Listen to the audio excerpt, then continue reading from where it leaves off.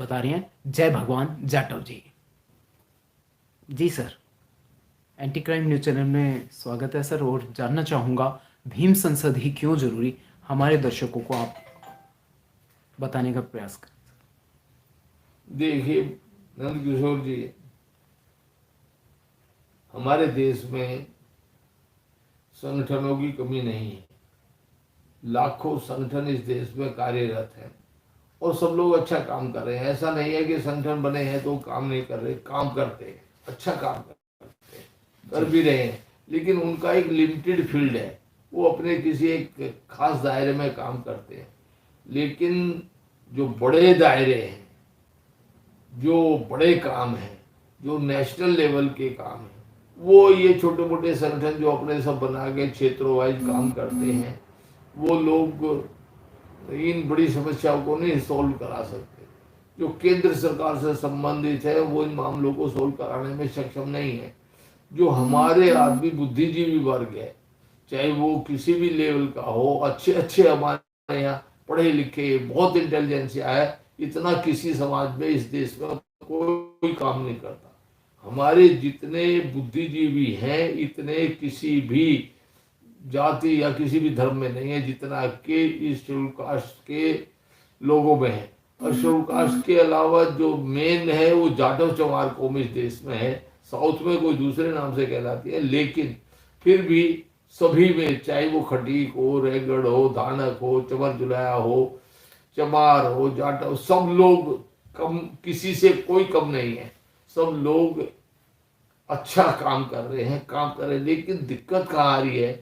दिक्कत ये आ रही है कि जो हमारे सब बुद्धिजीवी वर्ग है उनके अंदर अहम भरा पड़ा है और उस अहम के कारण वो किसी को अपने आगे को समझते नहीं है। ये ही एक छोटी सी प्रॉब्लम है, कोई बड़ी प्रॉब्लम नहीं है। लेकिन यदि वो ये सोच ले कि मैं अहम, मैं, मेरे अलावा मेरा समाज है और मुझे उसे अपनी प्राथमिकता देनी है, तो ये अहम खत्म हो जाए। लेकिन ये अहम इसलिए है कि भाई मैं ही जाना चाहूँ। इसलिए बहुत सी समस्याएं हैं। जैसे मैं आपको बता दूं, अब यहाँ गवर्नमेंट ऑफ इंडिया की स्कॉलरशिप स्कीम है, 20 साल से जो चली आ रही वही चली आ रही, कोई कहने सुनने वाला नहीं, और कहे सुने तो उसको कोई मानता भी नहीं है। ऐसी समस्याएं हैं। एक हमारा शुल्क सर्टिफिकेट है, वो पूरे देश में मान्य नहीं है और पूरे देश में इशू भी नहीं होता। जो जिस देश का, जिस प्रदेश का रहने वाला है वहीं से इशू हो सकता है। जो लोग 20-30 साल 50 साल पहले अपना वो छोड़ चुके गांव और कहीं दूसरी जगह बस गए हैं, तो वे जनरल कास्ट में आ जाते हैं। उनकी गिनती जनरल कास्ट में होती है, कोई फैसिलिटी उन्हें मिलती नहीं, जबकि उनके साथ व्यवहार वही शेड्यूल कास्ट का होता है। वही जो उसके पहले होता है वो नई जगह जाने पे भी वही होता है जी। तो मेरा ये कहना है कि जो हमारा सर्टिफिकेट है वो पूरे देश में मान्य होना चाहिए जी। बिल्कुल, जैसे केंद्र सरकार में मान्य है। केंद्र सरकार में कहीं भी जाओ, कहीं का भी आदमी हो, वो शेड्यूल कास्ट है, वो मान्य है, लेकिन प्रदेशों में मान्य नहीं है। अब हमारा ये कहना है कि ये प्रदेशों में सब आदमी, अब कोई मान लिया उत्तर प्रदेश से उठ करके बॉम्बे चला जाता है, तो बॉम्बे का आदमी उठ करके दिल्ली भी आ सकता है। कोई यहाँ से यदि बंगाल में या कहीं नौकरी पे चला गया, जितने जैसे IAS अफसर है उन सबको कैडर अलॉट होता है, वो सब दूसरे प्रदेशों में चले जाते हैं। तो वे प्रदेशों में तो चले जाएंगे, लेकिन उनकी कौम वहाँ है ही नहीं। जैसे जाटव चमारी है, वो आप केरला में चले जाओ वहाँ नहीं है, आप बंगाल में चले जाओ वहाँ नहीं है। ऐसे ही वहाँ के आने वाले जो भी लोग हैं, तमिलनाडु के हैं या कहीं के भी हैं, वे सब लोग एक दूसरे में अपने रोजगार की वजह से जाते रहते हैं, क्योंकि जमीन जायदाद तो है नहीं किसी के पास भी, तो उनका मूवमेंट बनता रहता है, जाते आते रहते हैं। अपने रोजी रोटी या व्यापार के लिए, छोटे मोटे धंधों के लिए लोग निकलते हैं, लेकिन वे बाहर जाके उनका जो फायदा होना चाहिए वो उससे वंचित हो जाते हैं। जैसे एजुकेशन है, एजुकेशन में कुछ फायदा मिलता है, नौकरी में कुछ फायदा मिलता है, और भी कई योजनाएं होती है जिनमें फायदा मिलता है, तो उस योजनाओं के उन लाभ से वंचित हो जाते हैं। दूसरा मेरा ये कहना है कि सबसे बड़ा जो नुकसान हो रहा है, जो किसी को दिखाई नहीं देता, वो सबसे बड़ा नुकसान ये हो रहा है कि हमारी गिनती, हमारी जनगणना शेड्यूल कास्ट में वहां नहीं होती, इसलिए सब जगह पर हमारी पॉपुलेशन कम दिखाई जाती है। जो लोग हमारे शिफ्ट होकर के एक स्टेट से दूसरी, हमारी जो जनगणना है वो हमेशा हर 10 साल में जो जनगणना होती है वो कम दिखाई जाती है। तो जो हमारी सीटें लोकसभा की और जो विधानसभा की सीटें हैं वो हमें कम मिलती हैं, जबकि हमारी सीट पॉपुलेशन के हिसाब से पूरी मिलनी चाहिए। अब लोगों का ये है, हर साल कम होते जा रहे हैं क्या सर? हर 10 साल में कम नहीं होते, एक स्टेट से दूसरी स्टेट में चल जाते हैं, दूसरी स्टेट के तीसरी स्टेट में कहीं चल जाते हैं और उस स्टेट में कोई दूसरे आ जाते हैं। ये आवागमन हमारे लोगों का बराबर जारी है जी। ये आदमी तो कम नहीं हो रहे, लेकिन उनकी गिनती शुल्काश में नहीं हो रही, इसलिए हम मान जाते हैं। अब लोगों का सबसे बड़ा आक्षेप है कि भाड़ में जाइए एमपी एमएलए की सीटें ना बढ़े, क्योंकि जो बैठे हैं वही धेले का कोई काम नहीं करता। ये शिकायत है, ये जायज शिकायत है। मैं इस बात को 100% जायज मानता हूँ कि हमारे एमपी एमएलए काम नहीं करते, लेकिन साथ ही मुझे मालूम है कि वो काम क्यों नहीं करते। वो काम इसलिए नहीं करते, उनको काम ही नहीं पता है, करना क्या है वो उनको मालूम ही नहीं है। हम लोग जाएं उनके पास और उनको अपना काम बताएं, ब्रीफ बताएं, उस मामले में वो लोग पार्लियामेंट हाउस में भी आवाज उठाए, वो पब्लिक में भी दबाव बनाए। लेकिन हम लोग कोई जाता कहाँ है, हम लोग जाते हैं अपने काम के लिए, अपना कोई छोटा मोटा काम हो गया वो अपने चले गए। कोई भी आदमी, मैं अभी आपको थोड़ा सा बताऊं, जैसे हमारी समस्याएं हैं कि हमारे लिए एजुकेशन का मामला है, जो फीस बढ़ोतरी है, वो अपने बच्चे के लिए इकला जाएगा तो फीस उसकी बढ़ नहीं सकती, घट नहीं सकती, वो तो रहेगी जो नियम है। लेकिन केंद्र सरकार को जब तक सामूहिक रूप से कोई इस तरह के संस्थान या कोई बड़े लोग मिलकर के कोई दबाव नहीं बनाए कि भाई हम लोगों की फीस बढ़ाई जाए, तब तक कोई बढ़ाने को तैयार नहीं है। अब जैसे इनकम क्राइटेरिया लगा रखा है, बाबा साहब के साथ ये वायदा हुआ था जब देश आजाद हुआ था, तब ये जो स्वर्ण कास्ट के लोग कहलाते थे, इन्होंने बाबा साहब को ये वचन दिया था कि देश को आजाद हो जाने दो, हम लोग 10 साल में आपको दूसरे समाज के बराबर ले आएंगे। बाबा साहब इनकी बातों में आ गए, मान लिया और देश आजाद होने दिया। नहीं तो बाबा साहब की इतनी चलती थी कि अंग्रेज जब तक बाबा साहब ओके नहीं कर देते तब तक देश आजाद नहीं हो सकता था, ये सीधा सबको पता था। तो इन लोगों ने बाबा साहब के साथ धोखा करके बाबा साहब की हम इनको एजुकेशन देंगे, जमीन सारी बांट देंगे, इनको धंधे कारोबार में लगाएंगे, इनका चहुमुखी विकास करेंगे जी। लेकिन कहीं कुछ नहीं हुआ। उसके बाद आपको मैं बता दूं, एनडीसी नेशनल डेवलपमेंट काउंसिल, जिसके सभी मुख्यमंत्री और केंद्र सरकार के मंत्री उसके मेंबर होते हैं, यहाँ हर साल मीटिंग हुआ करती थी। एनडीसी की 51वीं मीटिंग हुई थी 27 जून जी 2005 को, और मनमोहन सिंह उस समय देश के प्रधानमंत्री थे। तो उसमें प्रस्ताव आया था कि भाई लोगों का समुचित विकास नहीं हो पाया है, इनको 10 साल में जनरल कैटेगरी के जो लोग हैं, सामान्य वर्गों के बराबर इन लोगों को लाया जाए। लेकिन उस दिन के बाद भी 2005 से आज 2022 चल रहा है, कुछ भी नहीं हुआ, कोई योजना नहीं बनी। वो किस लिए नहीं बनी? क्योंकि जितने संगठन हैं ना, तो हमारे जितने भी सामाजिक संगठन है वो कोई रुचि लेते हैं ना उनको पता है। ऐसे ही जो सांसद हैं, चाहे वे विधानसभा के सदस्य हो चाहे लोकसभा के सांसद हो, किसी को कुछ पता नहीं है कि करना क्या है। क्योंकि मेरी सबसे बात होती है, मैं बहुत मेंबर पार्लियामेंट को जानता हूँ, तो उन लोगों को बात कर भी ले तो, लेकिन जब तक मैं जय भगवान जाटक जाके इकला बात करे तो उसका इतना महत्व तो नहीं होता। मेरी भी एक संस्था है राष्ट्रीय शोषित परिषद, मैं भी काम करता हूँ। लेकिन यदि ये सारी संस्थाएं मिल करके हम लोग इकट्ठे हो जाए, भले ही पार्लियामेंट हाउस में एमपी बन के जाते हैं ना, उसमें वाल्मीकि समाज के भी हैं, दानक समाज के भी हैं, चमार समाज के भी हैं, जाटक सभी समाज के हैं ना एमपी, और उसमें ठाकुर राजपूत भी हैं, उसमें बढ़िया ब्राह्मण भी हैं, सभी लोग उसके सांसद हैं। सब जगह एक ही जगह बैठ करके सारा फैसला करते हैं। यदि वो लोग अपना फैसला देश हित के लिए बैठते हैं, लेकिन अपने हित के लिए फैसले करते हैं, ये उनका काम है। लेकिन इस हमारी बात तो कोई उठाने वाला वहाँ हाउस में है नहीं। मेरे समाज के जो भी मेरी इस बात को सुन रहे होंगे वो लोग जान सकते हैं कि हमारा पिछले 10 साल में और जब से बीजेपी सरकार आई है तब से तो किसी भी सांसद ने समाज की कोई बात उठाई नहीं। हम ये मान लेते हैं कि बीजेपी के सांसद डरते हैं नरेंद्र मोदी से, लेकिन जो अपोजिशन के सांसद हैं, जो कांग्रेस के सांसद हैं, जो बीएसपी के सांसद हैं, जो समाजवादी पार्टी के सांसद, वे क्यों नहीं उठाते? कोई भी आदमी दलितों की आवाज क्यों नहीं पार्लियामेंट हाउस में उठाता? इसलिए वो आवाज हमारी वहां उठने वाली नहीं है। इसलिए भीम संसद की जरूरत है। जी बिल्कुल। तो हमारे देश के जितने भी सामाजिक कार्यकर्ता हैं, बुद्धिजीवी वर्ग है, जो लोग रोज समाज को जागृत करने के लिए काम करते हैं, जो लोग अच्छी बातें समाज में रखते हैं, वो सब लोग मिलकर के जितने संगठन हैं उन सबको मिला करके एक जगह एक मंच बनाने की बात है। और वो मंच भीम संसद होगा।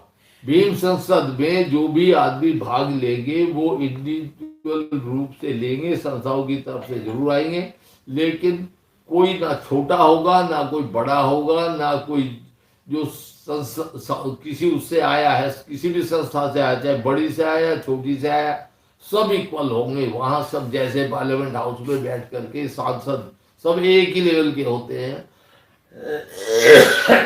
इसी प्रकार से हमारे जितने भी मेंबर बनेंगे, भीम संसद के जितने मेंबर बनेंगे, कोई छोटा नहीं होगा, कोई बड़ा नहीं होगा, कोई उसका अध्यक्ष नहीं होगा, कोई उसका मालिक नहीं होगा।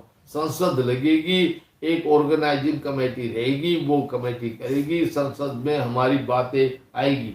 जैसे अब मैं अब ये कह दूं, एट्रोसिटीज हो रही हैं, कोई किसी पर कोई खास काम नहीं होता। एट्रोसिटीज के मामले 99% सारे छूटते जा रहे हैं। जहाँ के जघन्य अपराध हुए, लड़की को रेप हुआ, मार दिया, जला दिया, ऐसे एक नहीं हजारों केस इस देश में साल भर में हो जाते हैं, लेकिन किसी को कोई सजा होती है? यूपी में बहुत कांड हो चुके, बिहार में बहुत कांड हो चुके, सभी जब महाराष्ट्र में भी होता, हर प्रदेश में विभत्स कांड हो रहे, लेकिन किसी को कोई सजा होती है? इसलिए नहीं होती क्योंकि हमारे लोगों की आवाज ना तो विधानसभा में कोई उठाता है, ना पार्लियामेंट हाउस में उठाता है, और हमारा कोई भी संगठन पूरे देश में इकला ऐसा नहीं है जो इकला अपने लेवल पे किसी ने कोई आज तक कोई चमत्कार करके दिखाया हो। किसी ने 2 अप्रैल 2018 का केस हुआ है, लेकिन वो किसी भी संस्था या किसी के अंदर नहीं था, वो सामाजिक आवाज थी, वो समाज की जागृति थी। अब हमारे यहाँ कई लोग प्रचार करते हैं जी ये संस्था क्यों बना रहे हैं, अभी तो किसी ने कहा 14 अप्रैल को बनाने की क्या जरूरत है। तो वे कुछ लोग आरएस के ट्रेंड किए हुए आदमी हैं, वे लोग चाहते हैं कि बाबा साहब का नाम भी भूल जाओ, पैसा भी पैसा ना इकट्ठा करो, पैसा ना दो। अरे मेरा ये कहना है कि हर आदमी को अपनी आय का 2% अलग से निकाल करके समाज के लिए रखना चाहिए। यदि तुम्हारे पास में धन होगा तो तुम किसी विधवा की मदद कर सकते हो, किसी गरीब को रोजी रोटी का साधन बना सकते हो, उसको बच्चे को पढ़ाने का कोई इंतजाम कर सकते हो। अब मान लिया कोई विधवा है तो रो पीट के 12वीं पास करा के उसने बच्चे को मेडिकल में, उसका बच्चा पढ़ने लिखने में इंटेलिजेंट है, वो चला जाता है, उसके पास पैसे नहीं है और वो पढ़ाना चाहती है, बच्चा पढ़ना चाहता है। अब लोग कहते हैं भाई पैसा क्यों इकट्ठा करते हो, पैसा इकट्ठा करते हो। उनसे ये पूछा जाए पैसा, ये बाबा साहब ने इकले ने अपनी जान लगा के क्या क्या किया। यदि हम लोगों ने उनके सपने को साकार करने के लिए जो उनका कहा गया है शिक्षित बनो नहीं किया गया, तो फिर कैसे हो? ये बिना पैसे के तो होगा नहीं। तो जितने भी फंक्शन मीटिंग होती है उन सब में पैसे की जरूरत पड़ती है। एक आदमी कितने दे? यदि हम लोग दान की भावना नहीं रखेंगे यदि हम लोग दान की भावना नहीं रखेंगे तो कोई फंक्शन मीटिंग होगी नहीं, तो समाज तो सीधा मर जाएगा। तो ये जो बातें फैलाई जाती हैं कि कोई दान ना दे, ये चंदे वाले आ जाते हैं, ये घूमने लगते हैं, मैं ये कहता हूं कि चंदा देने की सामर्थ्य होनी चाहिए और चाहे अपनी एक रोटी काट के भी देना चाहिए समाज के लिए। यदि कहीं कोई भी आदमी चंदा मांगने आता है उसको चंदा देना ही चाहिए। और अपना हर आदमी को ये हिसाब लगाना चाहिए कि मैं अपनी आय का साल का 2% निकाल के अलग रखूं, और जब भी समाज के लिए कहीं भी आफत जापत या कोई भी बात आती है, हमें सब समाज का वेलफेयर फंड बना हुआ है। बनियों के यहाँ बनियों में वेलफेयर फंड इकट्ठा होता है, और दूसरे समाज में भी होता है। वो वेलफेयर फंड में इकट्ठा करते हैं पैसा, और जो लोग उनके जो बनियों में जो गरीब लोग होते हैं उनकी जहाँ मदद देवी होते हैं। सिखों सरदारों में गुरुद्वारे बने, कहीं भी कोई उनका यहाँ सिख सिख आदमी कोई गरीब शरीफ कोई होता है तो उसकी मदद के लिए वो सब रिश्तेदार दोस्त करते हैं। तो हमारा कुछ लोग जो ऐसा प्रचार प्रसार करते हैं कि भाई ये चले आते हैं रसीद लेके पैसे इकट्ठे करते हैं, उन लोगों को मनोभावना भापनी चाहिए इस देश में हो क्या रहा है, समाज कहाँ जा रहा है। हम लोगों की ये सोच है, कम से कम जय भगवान जाटों की सोच है कि हर आदमी को अपनी आय का 2% निकाल के अलग रखना चाहिए, चाहे वो आमदनी हमारे किसी रूप में कहीं से भी आ रही हो, तनख्वाह से आ रही हो या बिजनेस से आ रही हो या किसी दूसरे काम से आ रही हो, तो हम लोगों को 2% इकट्ठा पैसा करना चाहिए। और जब भी समाज में कहीं भी जरूरत पड़े, किसी गरीब को मदद करनी है, किसी के बच्चे को पढ़ाना है, किसी विधवा को रोटी खिलानी है, या कोई अनाथालय में कहीं कुछ देना है लेना है अपने समाज के, वहाँ सब लोगों को मदद करनी चाहिए। मेरे कहना है समस्याएं कितनी है, मैं समस्याओं का बता देता हूँ अभी आपको। ये भरा पड़ा है, कब तक बताऊंगा, ये तो इतना जरूरत है। अब हमारे नौजवान बेकार बेरोजगार घूम रहे, हम लोग यदि ये संसद होगी तो हम संसद से मांग करेंगे कि हमारे लोगों के लिए रहने को मकान नहीं। हम फैक्ट्री इंडस्ट्री लगाई, कहीं भी कोई व्यापार करें तो कहाँ पर करेंगे। तो हम लोगों को इस तरह से फ्लैट फैक्ट्री या प्लॉट बना करके डेवलप करके देने चाहिए, हमें उसका लोन देना चाहिए। अब कोई इकला संगठन मैं कर रहा हूँ, मेरे पास ये फाइलें पड़ी है, मैं सारे उठा रहा हूँ भेज रहा हूँ, लेकिन मेरे इकले कहने से नहीं हो रहा। करवा लेते हैं, वो तरीका अलग है, हम करवाते हैं, लेकिन मैं ये समझता हूँ कि मैं भी इसके लिए पूरक नहीं हूँ, मैं ये सारे काम नहीं कर सकता। इसमें यदि वही काम हमारे समाज के और 1500 संगठन मिलकर के एक ही बात को संसद में, हम अपनी भीम संसद में पास करके प्रस्ताव को सरकार के पास भेजें और सरकार पर दबाव बनाएं कि हमारे लिए आप ये इंडस्ट्री लगवाइए। नौजवान हमारी बहन बेटियां, हमारे भाई नौजवान बेकार बेरोजगार घूम रहे हैं, हाथ के दस्तकार हैं लेकिन पैसा नहीं है, ये काम कहाँ बैठ के करें, वो कोई जगह नहीं, खुले में कहीं एक रेडी तो पुलिस लगाने नहीं देती। तो वो जगह हमें चाहिए, हमें जगह अलॉट किया जाए। हमारे पास में 99% लोग ऐसे हैं जिनके पास जमीन ही नहीं है। कितने लोग मिलेंगे, कितने परसेंटेज बताओ जिनके पास घर भी नहीं है। तो हम लोग जिनके पास घर भी हैं तो 25 गज के 50 गज के छान पड़े हुए, छप्पर के पड़े हुए घर हैं उनमें कौन सी फैक्ट्री इंडस्ट्री लग सकते हैं।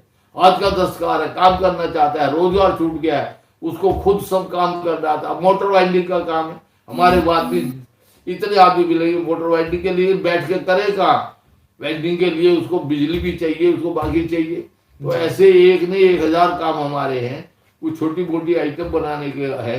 तो हम हाथ के दस्तकार आदमी रहे हैं, हम सब कुछ जानते हैं। लेकिन दिक्कत कहाँ आ रही है, दिक्कत यहाँ आ रही है कि हमारे पास में पैसे की कमी है, जगह की कमी है। वो जब तक नहीं पूरी हो सकती जब तक कि हमारा कोई संगठन कोई एक जगह हम बैठ करके और वहां से दबाव बढ़ा के सरकार से स्कीमें बनवाई।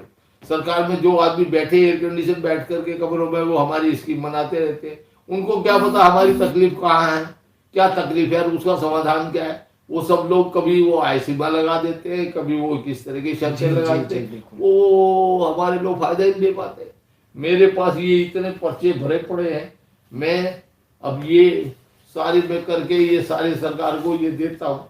ये मेरे पास 50 मुद्दे हैं, मैंने अभी लिखे हैं 50 मुद्दे। अभी नीति आयोग की मीटिंग हो रही है, प्लानिंग कमीशन की मीटिंग हो रही है, मैं उसमें जा रहा हूँ। ये सारी बातें मैं उठाऊंगा, लेकिन मेरे इकले से बात उठाने से सारे काम हो जाए ये पॉसिबल नहीं है। वही बात मैं भीम संसद का रिप्रेजेंटेटिव बन के जाऊं या मेरा कोई आदमी और वहां भेजू तो वो मांग एक भीम संसद की हो जाएगी। अभी तो वो एक इंडिविजुअल राष्ट्रीय स्वयंसेवक परिषद की मांग है, जय भगवान जाटव की मांग है। तो इतना महत्व थोड़े जय भगवान जाटव को मिलेगा कि जैसे मेरे कहने से सारे देश में व्यवस्था बदल जाए। और वही समाज के आदमी जो सब इकट्ठे होकर के, यदि एक संगठन के नीचे, एक बैनर के नीचे, बैनर क्या भीम संसद है, उसका कोई अध्यक्ष नहीं होगा, कोई उसका पॉलिटिकल फायदा भी नहीं ले सकता। भाई जिसने लेना है वो ले फायदा, उसका भी हमें कोई ऐतराज नहीं है, क्योंकि ये सारे फैसले राजनीतिक फैसले हैं, राजनीतिक रूप से ही हल हो सकते हैं। तो ये तभी हो सकते हैं जबकि हम लोग इधर से जनता का दबाव, उधर राजनीतिक दबाव हमारा, तो ये मामला हो सकता है। इसलिए भीम संसद जरूरी है, उसमें कोई बड़ा नहीं होगा, कोई छोटा नहीं होगा, कोई किसी के अंडर काम नहीं करेगा। उसमें सब लोग अपने अपने विचार दे के एक कॉमन मिनिमम प्रोग्राम बना करके उसके तहत हम सब लोग आगे बढ़ेंगे। इसलिए मेरा अनुरोध है कि जितने सब लोग हैं मेरी नीचे नोट कर ले, भले ही मेरा ईमेल नोट कर ले, अपने नाम और पते के साथ मुझे जल्दी से जल्दी अपने नाम पता भेज दे, क्योंकि मैं अगले महीने भीम संसद की दूसरी मीटिंग होने जा रही है और जल्दी से जल्दी हम लोग को अपने नाम, पते, फोन नंबर सारे हमारे मुझे लिखा दे अपने फोन पे। मेरा फोन नंबर नोट कर ले, 9810634677। दोबारा सुन ले, 9810634677। मुझे इसके ऊपर दे दे, या मेरी वेबसाइट भी है मेरे पास, अपना ईमेल का है, ईमेल कर दे मुझे, ईमेल पे अपनी एप्लीकेशन अपने पर्टिकुलर भेज दे। जो लोग आना चाहते हैं, तो डॉक्टर हो, चाहे इंजीनियर हो, चाहे दूर की संस्थाएं हो, बुद्धिजीवी वर्ग के हो, चाहे बुद्धिस्ट सोसाइटी ऑफ इंडिया के मेंबर हो, जो लोग भी समाज में काम कर रहे हैं, समाज के लिए लड़ते मरते हैं, काम करते हैं, उन लोगों से मेरा आग्रह है कि भैया सब लोग बैठ जाओ, इकट्ठे होकर के एक कॉमन मिनिमम प्रोग्राम के तहत सरकार पे दबाव बनाओ, और सरकार पे दबाव बना के अपना काम करो। आज हालत ये हो गई है हम सब, हमारे समाज की, दलित समाज की, हमें कोई ढिल्ले का नहीं पूछता, क्योंकि हम जिस तरह से उनकी नजरों में हम बटे हुए हैं कि हम कहीं है, कोई कहीं है, कोई कहीं है, इसलिए हमारी इज्जत नहीं है। इसलिए मेरा सभी साथियों से ये अनुरोध है कि इन बातों को भूल जाओ। हम लोग ना मरी कौम है, ना हम लोग कम हुए हैं। हम लोगों ने जो मुसीबत के दिन हमारे बाप दादाओं ने, हमारे बुजुर्गों ने देखे हैं, हमारे वो दिन तो निकल गए। अब तो हम अच्छे हालत में हैं, और अच्छे हालत में हम लड़ सकते हैं, अपनी बातों को सामने रखते हैं। आज तो हमारे पास में हर तरह की ताकत है, और हम लोग अभी अपने अहम में फंसे रहेंगे, और हम लोग समाज से भी अपने आप को ऊपर समझेंगे। बाबा साहब का जमाना था, बाबा साहब इकले इतना कर गए, आज हम लाखों करोड़ों की तादाद में हैं, तो हम लोग को तो बहुत कुछ करना चाहिए। इसलिए मेरा सब लोगों से अनुरोध है कि भाई देखिए साथियों, हम लोग तो बुजुर्ग हो चुके हैं, हमारी तो एज पूरी हो गई है, हम लोग कब चले जाए नहीं पता है, लेकिन हम ये चाहते हैं कि इस देश पे एक परंपरा पड़ जाए, हम लोग अपनी भीम संसद चलाएं, उसमें प्रस्ताव लाएं, पास करें, और सरकार पर दबाव बनाए, इनको लागू करें। ये बहुत आसानी से हो सकता है। मुझे मालूम है, मैंने अपनी जिंदगी का जो कम से कम 50 साल का समय इसमें लगाया है, मैं इसी नतीजे में पहुंचा हूं कि भीम संसद के अलावा मुझे कोई और रास्ता नजर नहीं आता। इसमें हम लोग सब इकट्ठे बैठ सकते हैं, कोई छोटा होगा ना बड़ा होगा, किसी का ऊंचा पद होगा ना नीचा पद होगा, सब लोग बराबर के होंगे।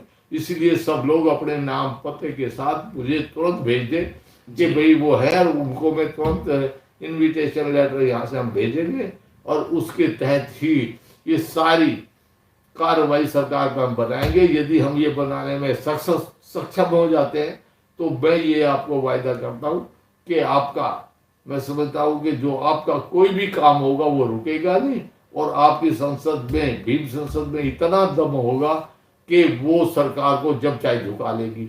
धन्यवाद। इन्हीं शब्दों के साथ आप सब लोगों का शुक्रिया। जब मुझे बहुत जल्दी से जल्दी अपने पूरे पर्टिकुलर्स के साथ मेरे ईमेल indiarsp@gmail.com पर आप भेज दें।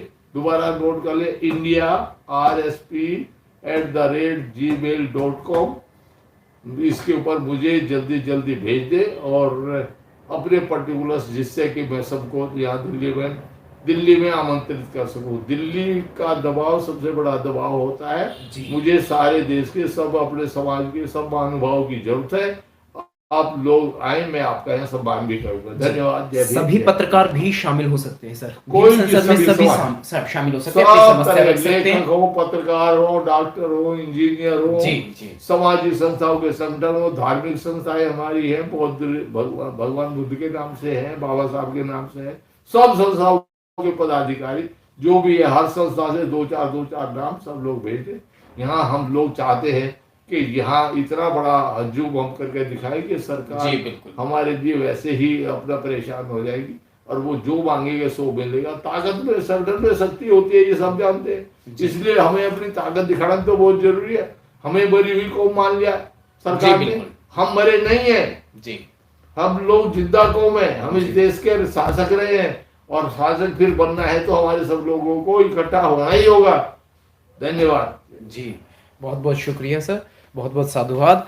मूल निवासी समाज इस पर ध्यान दे, बहुजन समाज इस पर ध्यान दे, और ये भीम संसद का निर्माण आपके हक अधिकारों के लिए हो रहा है, आपकी सुरक्षा के लिए हो रहा है, आपके जागरूकता अभियान के लिए हो रहा है। जय भीम, जय भारत, जय संविधान। बस।